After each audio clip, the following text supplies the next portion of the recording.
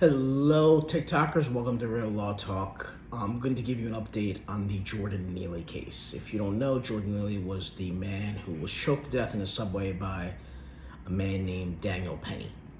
The DA has now arrested Mr. Penny, and now the case will proceed to a grand jury. What does that mean? So, grand jurors are going to go into a room. It's like a little movie theater, if you can imagine. Everything's raised up so you can see the witness. And the witnesses are going to come in and testify. The DA's office is going to present their case, however they choose to, with whatever witnesses they have, whatever witnesses they want to have. Now, let's go to the finer points. I like to take you guys to the granular level. First of all, most presentations to the grand jury is not the whole case. It's just enough to get to the charge, because the DA doesn't want to give away his whole case in the grand jury. Number two, Mr. Penny has the ability to, one, bring witnesses in on his behalf, and two, to testify for himself. Now, the grand jury is a little different than a regular jury. The biggest difference is there's no judge. It's just the DA. The DA controls the grand jury.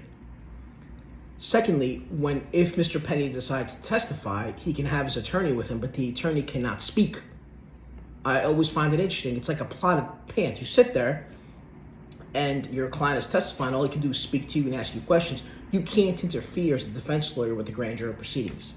The grand jury proceedings are secret. So another big difference is that when the grand jury votes, everybody leaves the room, including the court reporter and the DA. And the grand jurors themselves decide what's going on. They can ask for something to be clarified, but again, there's no judge, so there's nobody to sort of referee anything, because the grand jury is designed for a very minimum level of verification if there's enough to go forward. It's not guilt beyond a reasonable doubt.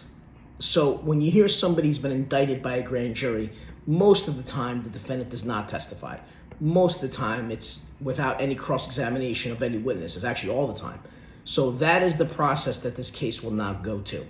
The grand jury may not indict Mr. Penny. The grand jury may. We don't know. It all depends on the presentation, the types of witnesses, and how it plays out in the grand jury.